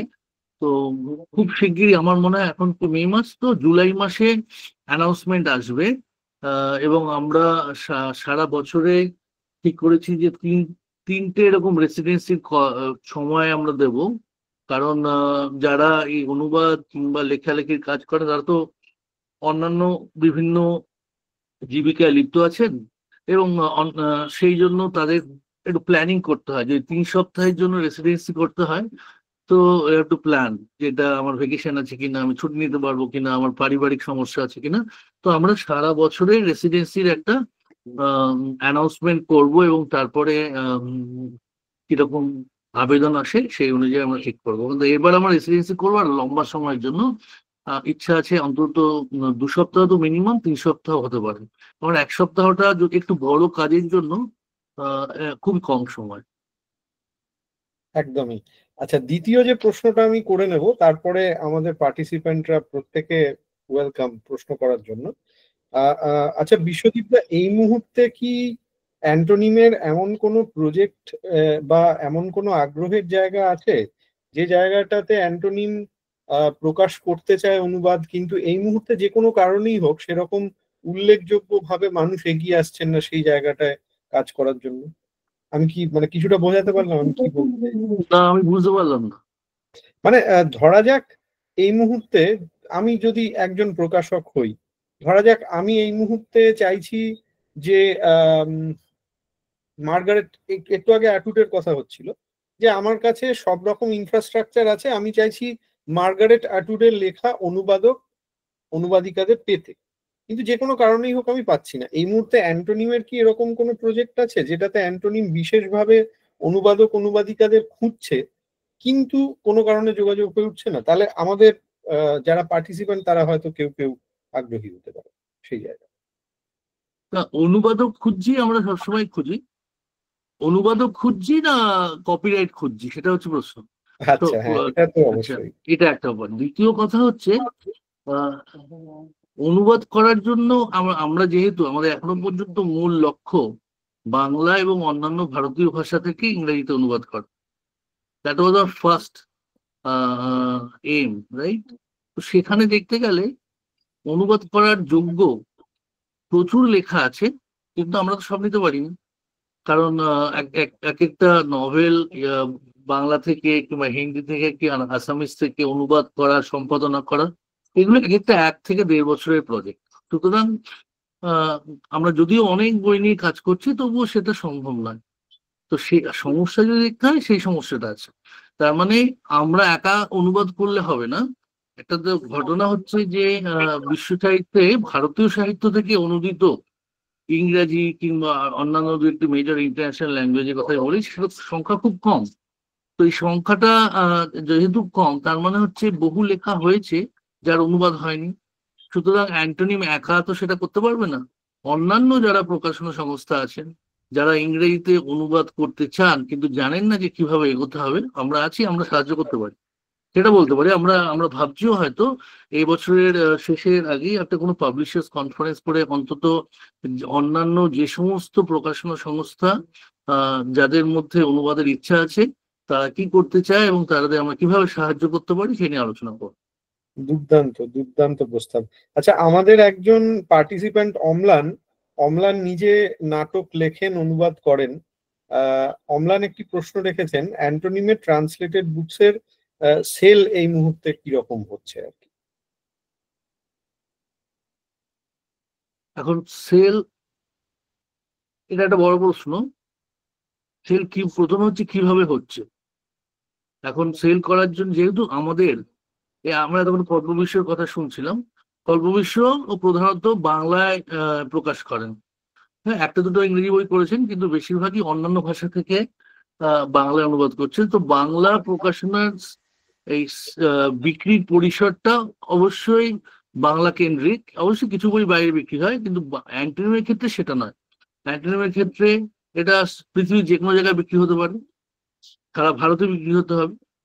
তো এই তার মানে আমাদের বিভিন্নভাবে এই বিক্রির ব্যবস্থা করতে হবে। তো একটা হচ্ছে distribution through distributors, distributing through out India, going to different stores all over India. আবার অ্যাট দ্য সেম টাইম সারা পৃথিবীতে প্রকাশ করার জন্য আমরা Amazon.com, সেখানে তার মাধ্যমে কেডিপির মাধ্যমে এবং কিন্ডেল প্রকাশনের মধ্যে ডিজিটাল প্ল্যাটফর্মে আমরা বিক্রি করছি এখন। এবং তারপরে দ্বিতীয় কথা হচ্ছে, আচ্ছা আমরা ডিস্ট্রিবিউশনের ব্যবস্থা করলাম, সো দ্যাট ইজ স্টেপ 1। কিন্তু তারপরে যেটা আমরা বাংলা কিংবা আসামিস কিংবা হিন্দি ভাষা থেকে যখন ইংরেজিতে অনুবাদ করছি, এমনকি ভারতের মধ্যেও এই সাহিত্যিকদের কেউ চেনেন না। আমরা মানে আমরা যদি মনে করি 22টা ভাষা থেকে 22 জন সাহিত্য একাডেমি অ্যাওয়ার্ড পান, সুতরাং অন্য ভাষার সাহিত্য একাডেমি অ্যাওয়ার্ড পাওয়া লোকেদের তো আমরাও চিনি না। ঠিক একইভাবে আমরা যাদের এখানে মনে করি যে বাংলা ভাষা তারা বড় বড় সাহিত্যিক, বাংলার বাইরে পা দিলে তাদের কেউ চেনেন না। তার মানে শুধু অনুবাদ করলে হবে না, শুধু ডিস্ট্রিবিউট করলে হবে না, আমাদের একটা বড় দায়িত্ব হচ্ছে তাদেরকে সারা ভারতে, প্রথমে ভারতে তারপর সারা পৃথিবীতে পরিচয় করিয়ে দেওয়া। এবং সেটা পরিচয়ের মাধ্যম কিভাবে হবে, তার মানে আমাদের বিভিন্ন ইভেন্টের মাধ্যমে করতে হবে, বিভিন্ন ইনফ্লুয়েন্সারদের মাধ্যমে করতে হবে, এবং অ্যাওয়ার্ডস পেতে হবে। আপনারা হয়তো জানেন যে আমরা আমাদের প্রথম বছরের প্রকাশনা থেকে একটি বই জেসিবি অ্যাওয়ার্ডে শর্টলিস্ট হয়েছিল।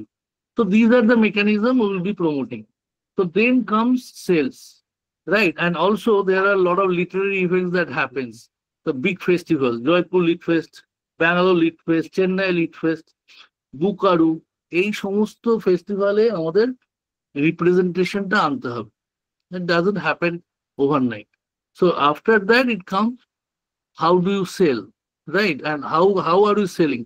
I think based on where we are right now, we're quite happy because it is increasing and it is selling all over India and also in a small quantity in the Western world also. Very small, but there are ways to actually improve that and we're working on it. ধন্যবাদ, ধন্যবাদ বিশ্বদীপ দা। আমরা বেশ কিছু ভালো প্রশ্ন পেয়ে গেছি। আমি এক এক করে যাচ্ছি। অম্লান আবার একটি প্রশ্ন রেখেছেন যে ট্রান্সলেটেড বইয়ের কপিরাইট কি অ্যান্টোনিম কিনে নেয়? মানে ট্রান্সলেটেড বইয়ের কপিরাইট কিনি ট্রান্সলেশনের জন্য, মানে ট্রান্সলেশন রাইট। তো আমি একটা বাংলার একটা বই, তার ট্রান্সলেশন রাইটটা আমাদের কিনতে হয় অবভিয়াসলি। মানে অম্লান আপনি যদি এখানে সরাসরি কথা বলতে চান বলতে পারেন, অসুবিধা নেই।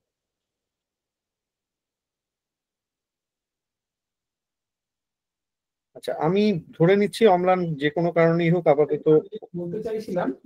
হ্যাঁ অম্লান প্লিজ বলুন বলুন।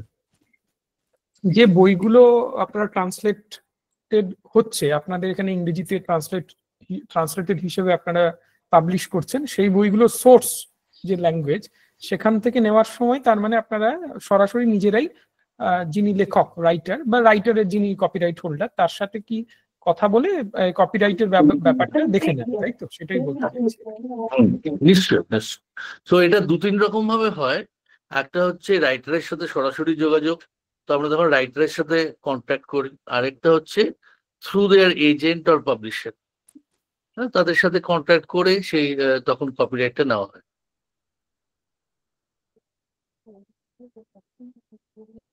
ধন্যবাদ, ধন্যবাদ। অম্লান উত্তর পেয়ে গেছেন আশা করি। সঞ্চিতা প্রশ্ন করছেন ট্রান্সলেশন কোথায় সেন্ড করব, একটা ট্রান্সলেশন পাবলিশড হতে ম্যাক্সিমাম কত টাইম লাগবে এইটা, এবং সঞ্চিতার আরেকটি প্রশ্ন আছে রেসিডেন্সি প্রোগ্রাম নিয়ে, আমরা এক এক করেই শুনি বরং। মানে প্রথম প্রশ্নটা হচ্ছে কোথায় সেন্ড করবেন অ্যান্টোনিমের জন্য আর হতে ম্যাক্সিমাম কত টাইম লাগবে। প্রথমত এটা translation of what, translation of a story or poem or translation of A book? Exactly. Sanchita যদি সরাসরি কথা বলতে চাও প্লিজ। হ্যাঁ, মানে একটা পুরো বইয়ের নয়, আমার যেটা প্রশ্ন ছিল সেটা হচ্ছে ধরুন আমি একটা প্রথমে জানতে চাইছি যে আপনারা কি মিক্স জনরা ট্রান্সলেশন মানে পাবলিকেশনে যান, মানে can I send any genre translation at any point of time? মানে ধরুন আমি একটা ফোক লিটারেচার ট্রান্সলেট করছি, কোনো একটা নাটক বা ধরুন কোনো একটা শর্ট স্টোরি ট্রান্সলেট করছি, ইন দ্যাট কেস আমি সেইটা ওই সিঙ্গুলার ড্রামাটা বা ওই শর্ট স্টোরিটা ফোক লিটারেচারের সেটা আমি সেন্ড করতে চাইলাম, তাহলে কি সেটা পাবলিশড হবে এবং কোথায় পাঠাবো, কত টাইম লাগবে? আমাদের দুটো সাবমিশনের দুটো জায়গা আছে। একটা হচ্ছে ম্যাগাজিনে যেখানে সাবমিশন করা হবে, সেটা হচ্ছে সাবমিশন mag@antonimcollection.com। আরেকটা আছে বই প্রকাশের জন্য, সেটা submission@antonimcollection.com। আমাদের ওয়েবসাইটে গেলেই পাওয়া যাবে, theantonimag.com, যে ওয়েবসাইটে গেলে ওখানে সমস্ত ইনফরমেশন আছে।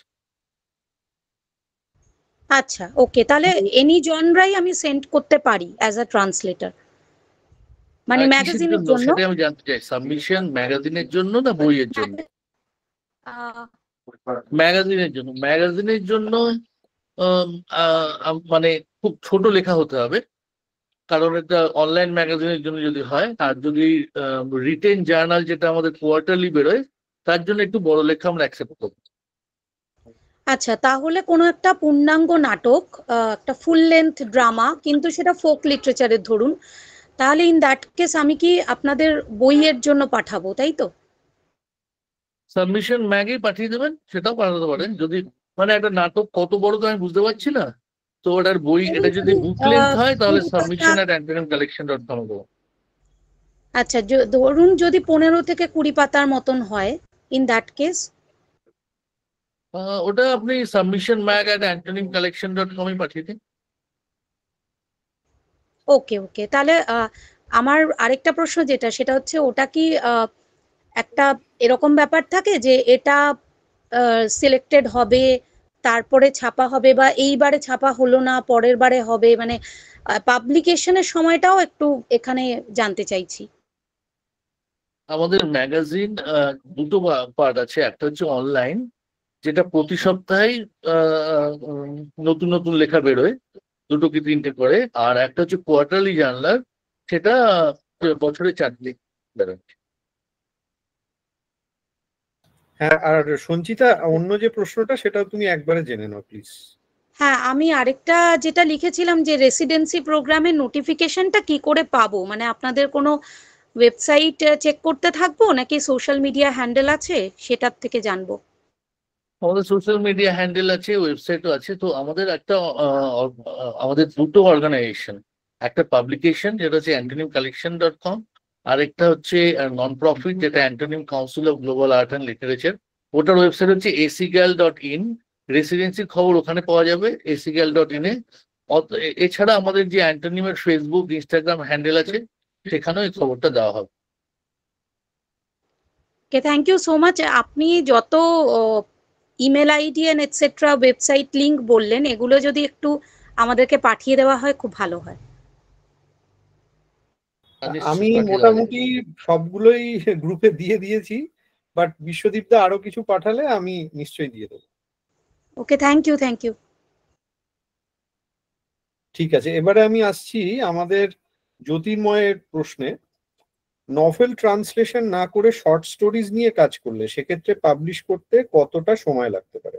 আপনারা কি নভেলের থেকে শর্ট স্টোরিজে বেশি ইন্টারেস্টেড হবেন? এটা জ্যোতির্ময়ের প্রশ্ন। আবার প্রশ্নটা হচ্ছে short stories for the magazine.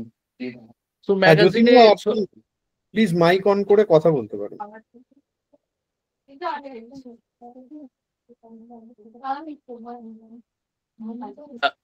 Short story anthology আমরা যে খুব বেশি বই হিসেবে পাবলিশ করছি তা নয়, কারণ বই হিসেবে অ্যান্থোলজি কিছু কিছু পাবলিশ হয় এবং আমাদের স্পেসিফিক প্রজেক্ট আছে। আর ম্যাগাজিনের জন্য শর্ট স্টোরি পাঠালে তো বিবেচনা করা হবে, কিন্তু মানে পাবলিশ হবে কিনা সেটা যে যিনি এডিটর আছেন তারা এবং কিছু রিডার্স আছেন তারা ডিসাইড করবেন। একদম জ্যোতির্ময়, আপনি নিশ্চয়ই উত্তর পেয়েছেন।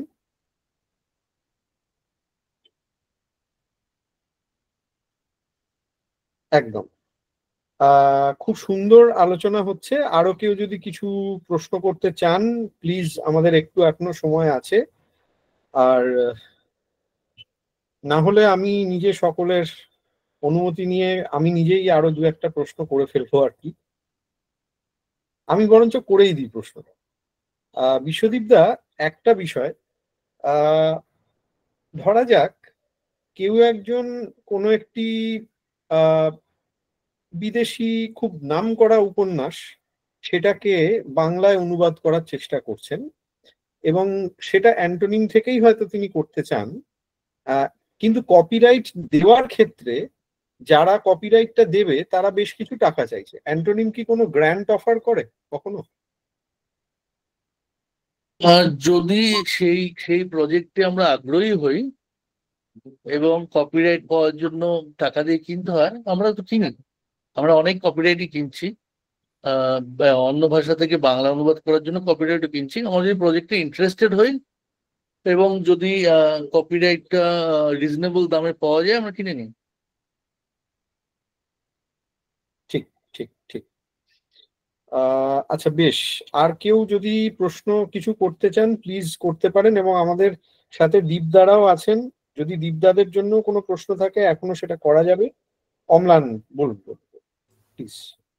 হ্যাঁ, আমি যেটা বলতে চাইছি, শোনা যাচ্ছে? আমি অডিবল? হ্যালো?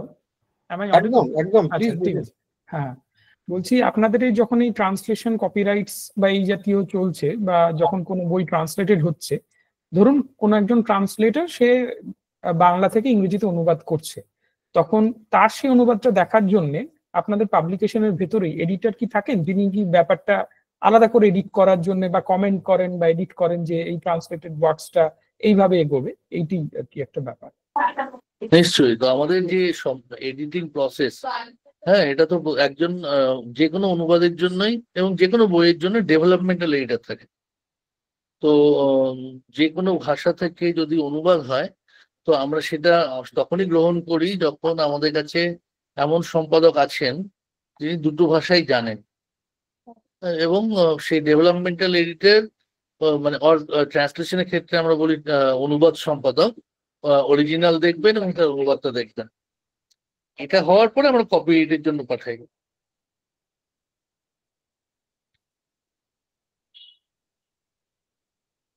অম্লান, আশা করি আপনি আপনার উত্তর পেয়েছেন।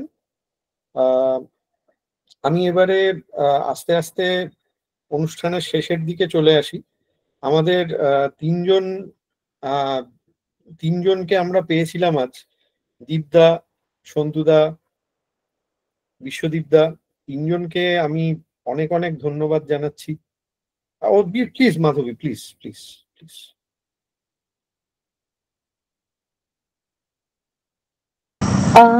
Good evening, sir. Hello. Please go ahead. Yes. Good evening. Actually, sir, আমি একটা ভাষার কথা বলছি, সেটার নাম হচ্ছে রাভা ভাষা। আপনি নিশ্চয়ই জানেন, অবশ্যই জানবেন। তো আমার একজন পরিচিত, বা আমি কাজ করতে গিয়ে ফিল্ড ওয়ার্কের মধ্যে দিয়ে আমি মানে ওনার লেখা কিছু পড়েছি, এবং উনি কিছু কবিতা রাভা ভাষাতে লিখেছেন, এবং সেগুলোর আবার উনি যেহেতু বাংলা এবং রাভা দুটোই জানেন, সেই কবিতাগুলোকে উনি বাংলা ভাষাতেও লিখেছেন।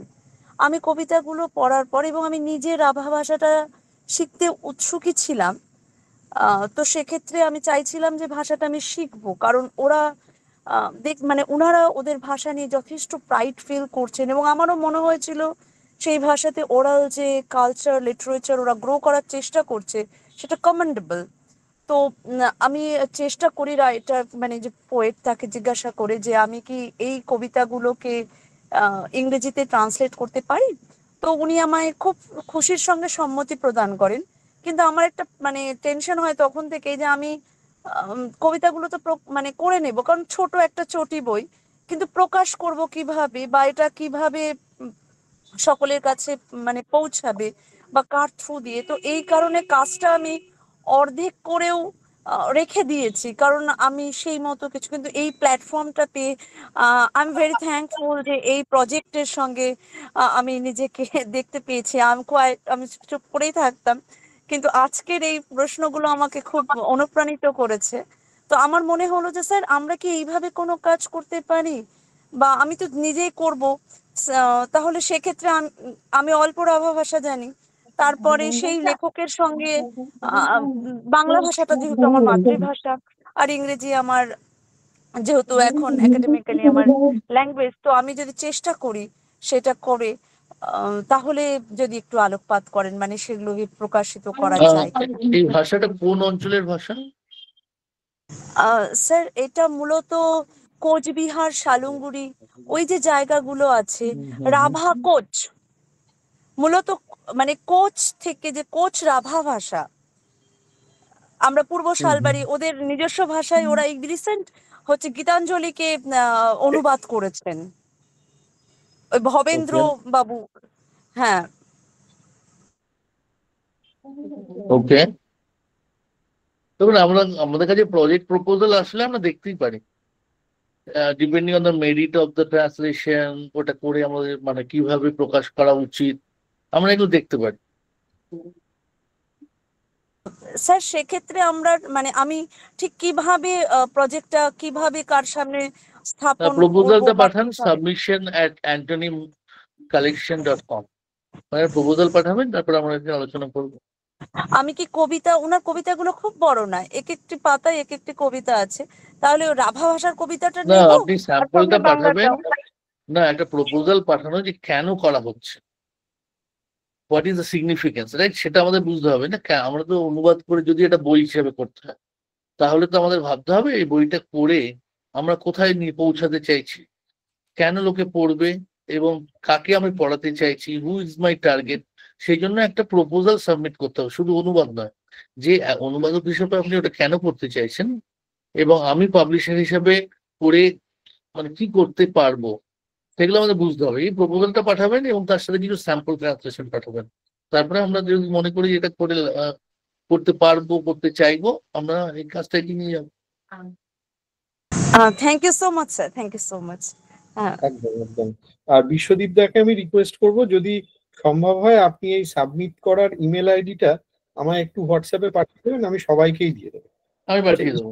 ঈশানিধি কিছু বলতে চাই, ঈশানিধি প্লিজ। হাই, আমি যেটা বলতে চাইছি সেটা যদিও পাবলিশার এখানে প্রেজেন্ট আছেন, আমি অন্য আরেকজনের কথা বলতে চাইছি, যেহেতু ম্যাডাম রাভা ভাষার কথা বললেন। তো আমি যাদবপুর থেকে PLSI প্রজেক্টে রাভা ভাষার অনুবাদের কাজ করেছি, রাভা কোচ দুটোই করেছি। আমি রাভা ভাষা জানি না, কিন্তু একজন রিসোর্স পার্সন যিনি ভাষাটা জানেন তিনি আমাকে অ্যাসিস্ট করেছিলেন। আর ইন্দ্রনীল, ডক্টর ইন্দ্রনীল আচার্য, ওনার আন্ডারে আমরা এই কাজটা করেছিলাম। আমি তখন যাদবপুরে একটা ট্রান্সলেশনের কোর্স করছিলাম ব্যাক ইন 2012 ওই সেন্ট্রাল থেকে। তো আপনি যদি এটা একাডেমিক কাজ হয়, আপনি যাদবপুরের কম্পারেটিভ বিভাগ বা সেন্ট্রাল বা ডক্টর ইন্দ্রনীল আচার্যের সাথে কিন্তু যোগাযোগ করতে পারেন। কারণ এই জন্যই বলছি যে because Kalpabiswa generally target audience science fiction বা কল্পবিজ্ঞান ওরিয়েন্টেড, তাই তো স্যার? তো কবিতা, রাভা ভাষার কবিতা, সায়েন্স, জানি না। ঈশানিধি বলছি, এখানে কিন্তু অ্যান্টোনিমকে প্রশ্নটা করা হয়েছে, আর অ্যান্টোনিম লিটারারি, কল্পবিজ্ঞান সবকিছু নিয়েই কাজ করে। হ্যাঁ, আচ্ছা আচ্ছা। আমি আসলে মানে যেহেতু একাডেমিক এটা আমি জানি যে ওনারা রাভা নিয়ে কাজ করেন, আমি তার জন্য ম্যাডামকে বললাম। আমার মনে হয় কল্পবিশ্ব হয়তো ভবিষ্যতে এরকম প্রজেক্টে আগ্রহী হতে পারে। হ্যাঁ, নিশ্চয়ই নিশ্চয়ই। আমি ওটার ব্যাপারে কাজ করেছি বলে আমি জাস্ট ভেরি ইউজফুল লিড। আমি একেবারে শেষে চলে এসেছি অনুষ্ঠানের। আমি আমাদের তিনজন সিনিয়র দাদাকেই অনেক ধন্যবাদ দেব, সন্তুদা, দীপদা, বিশ্বদীপদা। সোহমও আজকে আমাদের মধ্যে ছিল বা আছে এখনো। আর আমি খুব খুশি আজকে যে আমাদের এত দ্রুত, মানে এটা অনেক কারণেই দ্রুত করতে হয়েছে, সেই ইতিহাসটা দীপদা সব থেকে ভালো জানেন। সেই ইতিহাসটা অন্য কোনো একদিন আমরা মজা করে নিজেদের মধ্যে গল্প টল্প করবো। এত দ্রুত আমরা ওনাদেরকে অনুরোধ করা সত্ত্বেও ওনারা এতটুকু না ভেবে আজকে রোববার দিন সারা সপ্তাহের শেষে প্রচুর খাটাখাটনির পরেও আমাদেরকে যে এই সন্ধ্যাটা উপহার দিলেন, এটার জন্য আপনাদেরকে অনেক অনেক ভালোবাসা। এবং আমি বিশ্বদীপদা বিশেষ করে যে জিনিসটা বললেন যে পাবলিশারদের নিয়ে, সকলকে নিয়ে বসা এবং আরো এরকম প্রজেক্টকে কিভাবে স্পিয়ার হেড করা যায় এটা নিয়ে ভাবনা, এটা তো দুর্দান্ত লাগলো আমার। আর এই রেসিডেন্সিতে যাওয়ার লোভ আমিও খুব একটা সামলাতে পারছি না, আমি বোধহয় চলেই যাব কোনো একবার।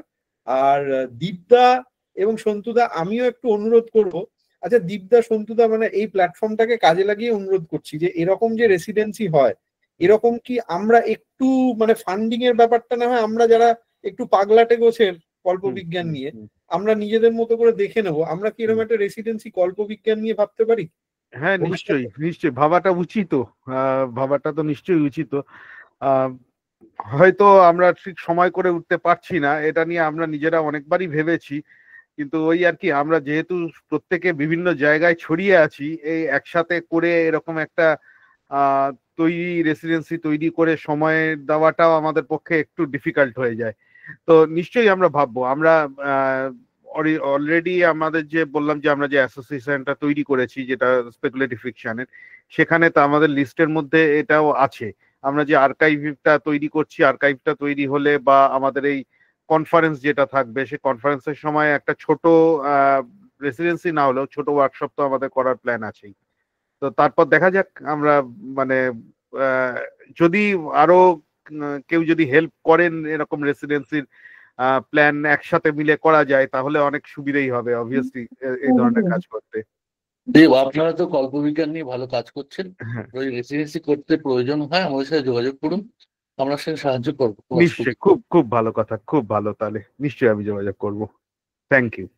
দুর্দান্ত দুর্দান্ত। আজকের এই সন্ধ্যা উপহার দেওয়ার জন্য আপনাদের তিনজনকে অনেক ভালোবাসা। খুব ভালো থাকুন। আর সন্তুদা, দীপদা, বিশ্বদীপদা, তিনজনের, দীপদার সাথে মাঝে মধ্যে দেখা হয় বিভিন্ন কারণে, বিভিন্ন রহস্যজনক পরিস্থিতিতে দেখা।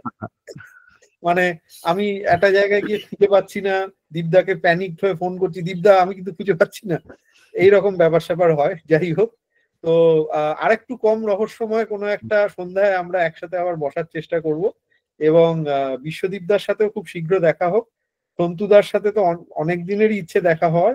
আর আমরা যাই না, মালদাতে এই ধরনের মানে আপনাদের সকলকে নিয়ে আসার নানা প্রতিবন্ধকতা থাকলেও আমি ব্যক্তিগতভাবে চাই যে মালদাতেও কখনো অ্যান্টনিম আসুক, কল্পবিশ্ব আসুক, মালদার মানুষের কাছে আপনাদের কাজের কথা তুলে ধরুন আপনারা। এখন এখানেও পাঠক রয়েছে, সেটা আমরা লক্ষ্য করেছি, পাঠক পাঠিকা। তো সকলকে অনেক অনেক ভালোবাসা জানাই। আর পার্টিসিপেন্টদের জন্য তো সবসময় আমাদের ভালোবাসা থাকে।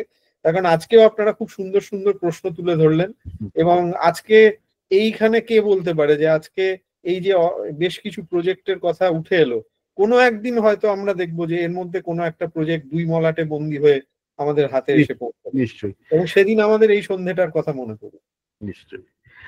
আমি আমাদের লিঙ্কটা আমি চ্যাটে দিয়ে দিয়েছি, আমাদের দুটোই ম্যাগাজিন এবং পাবলিকেশনের দুটো লিঙ্কই দিয়েছি। হ্যাঁ, তো সুতরাং কারোর যদি কোনো প্রশ্ন থাকে নিশ্চয়ই আমাদের রিচ আউট করুন, কোনো অসুবিধা নেই, আমরা নিশ্চয়ই উত্তর দেবো। ধন্যবাদ দেবাদিত্য, ধন্যবাদ সবাইকে, ভালো লাগলো। ধন্যবাদ সবাই। শুভরাত্রি সন্তুদা, শুভরাত্রি দীপদা, শুভরাত্রি বিশ্বদীপদা। আচ্ছা, আমি পার্টিসিপেন্টদের একটু বলে রাখি, আমরা পরের সপ্তাহ থেকে আবার প্যানেল আমাদের যেরকম আমরা একটা করে থিম বেসড ডিসকাশনে যাচ্ছি, সেটাতে আবার ফিরছি। পরের সপ্তাহে সঞ্জয় দত্ত রায়, উনি বাংলা গানের অনুবাদ নিয়ে আপনাদের সাথে কথা বলবেন। সেই গানের অনুবাদের চর্চাতে রবীন্দ্রসঙ্গীত, শচীনদেব বর্মন, আরো বেশ কিছু জিনিস থাকছে। আমি স্টাডি মেটেরিয়াল একটু বাদেই গ্রুপে দিয়ে দেব। আর আরেকজন আমাদের সাথে থাকবেন দেবালি মুখার্জি লিওনার্ড। উনি বাণী বসুর লেখা অনুবাদ করার জন্য বেশ গুরুত্বপূর্ণ একটা কাজ করেছেন। বাণী বসুর উপন্যাস অনুবাদ করেছেন উনি। আমরা এই দুজনকে সামনের সপ্তাহে পাচ্ছি আমাদের সাথে। ভালো থাকুন, সামনের সপ্তাহে আবার দেখা হবে।